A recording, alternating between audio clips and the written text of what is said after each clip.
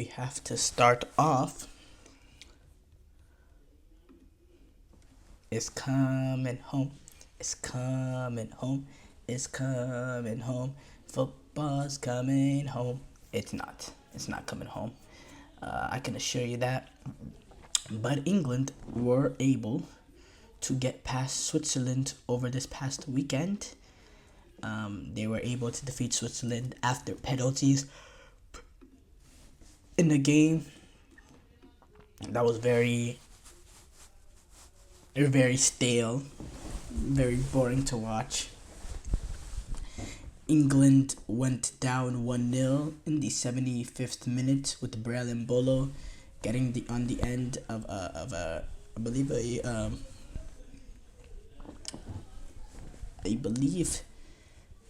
cross from, well, I don't know who it came from actually, I forgot.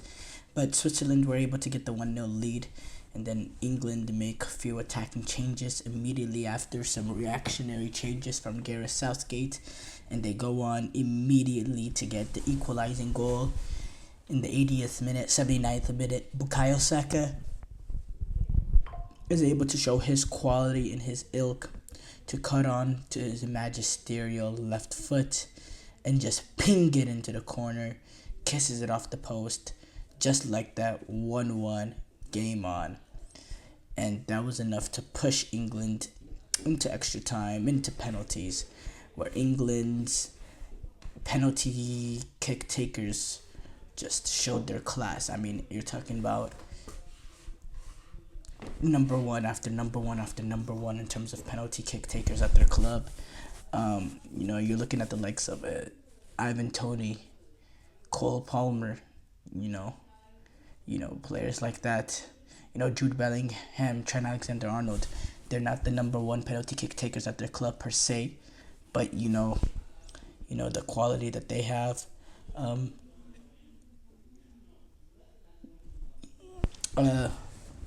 missing someone. No, they had three substitutes who took the penalty: Cole Palmer, Toney, Trent, and then they had Saka. They had Saka take one, another number one for the team, and a lot of pressure on him in that moment, taking a penalty. Huge amount of pressure on him. I came into this game hugely rooting against England because of what I think about the England fans.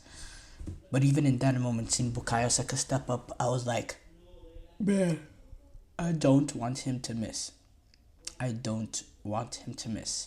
Just the pressure that is upon him after what happened at last European finals, the abuse that he got, even thinking about his family watching it in that situation, the pressure. I mean, the not the pressure. There's no pressure on them, but the fear that they must be going to, watching their son or their sibling or their cousin or whatnot, or even just a close friend, watching him step up must have been extremely nerve-wracking, but he was able to stay composed, and it showed a lot of his character, in my opinion. But yeah, England, all their penalty kick takers, just so much aura amongst them, so much aura and class, and then none of them ever looked like they were going to miss. None of them ever looked like they were going to miss. They were all absolutely sensational penalties, unsavable. Ivan Toney doing the no-look sort of penalty.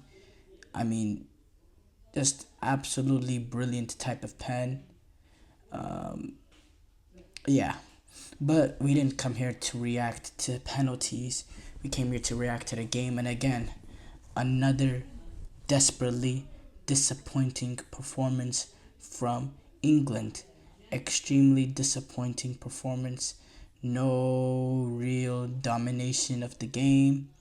No real sustained period of pressure, constant pressure, and many chances created. Very, very reactionary, not in the way that they performed, not just in the way that they performed, but the way the manager made changes. In that second half, it was coming. There was, it was obvious that Switzerland were on more of the front foot, and it seemed like it was a matter of when and not if that Switzerland was going to find that breakthrough.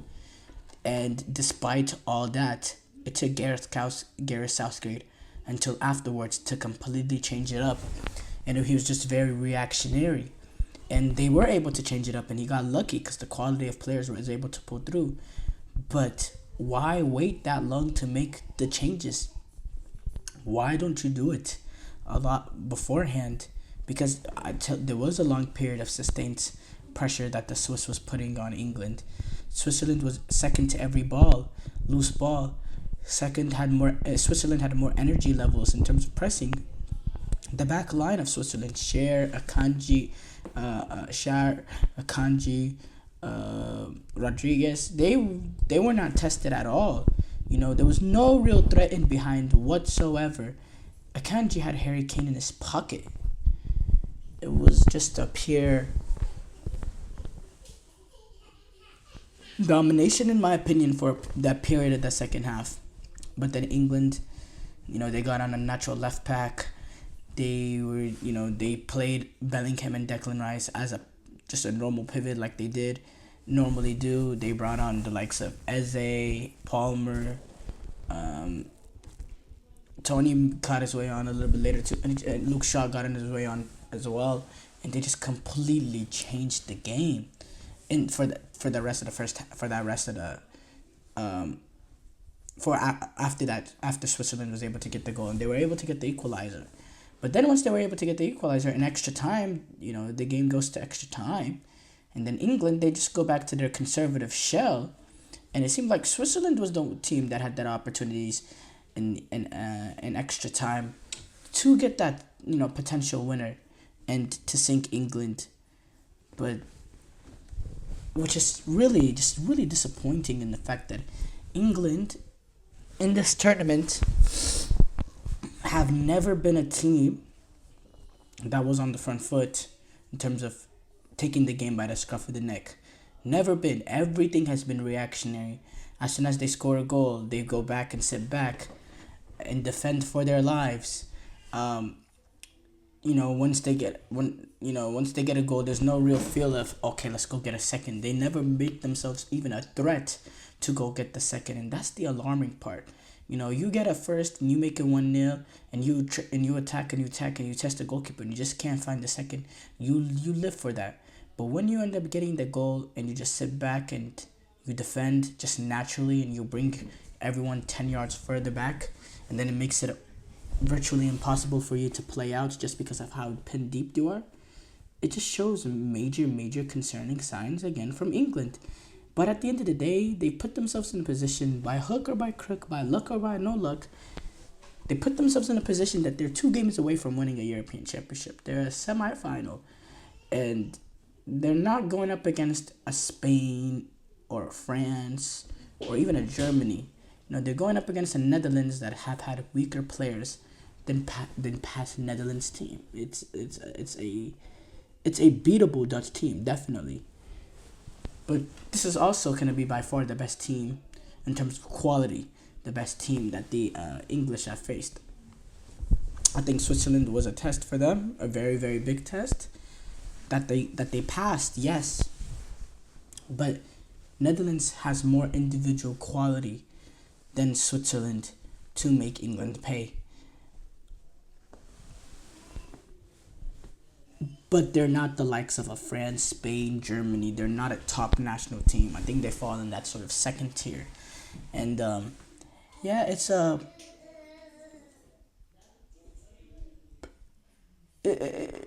it's really unbelievable the luck Gareth Southgate has had to reach a semi-final with the football that they have played, being literally 30 seconds away from one of the most embarrassing moment in Gareth Southgate's England tenure, the most embarrassing moment since that debacle in 2016 against Iceland. It would have been an unbelievable amount of criticism that they escaped. They escaped that, not just to win that game, but now they find themselves in the semi-final. It's crazy to me. Their luck, for me, has to eventually, it eventually has to get tested. Eventually has to run out. Whether or not it comes against the Swiss or not, or against the Dutch or not, will be very, very interesting to me. Uh, in terms of the stats from this game, I forgot to say the stats.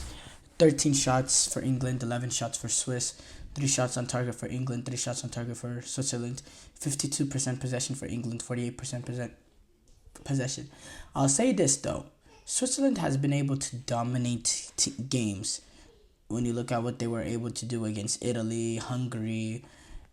Um, they've shown their ability to dominate a game. England did not get dominated in this game. Now there was periods in this game that England were really really suffering, but England did not get dominated. Which I mean, I think that's how low of a point we are for England that not getting dominated in a game it's a plus. But it is what it is. But they're now in the semifinals, and at the end of the day, they're two games away from winning the whole European Championship. So that's just how it works in football.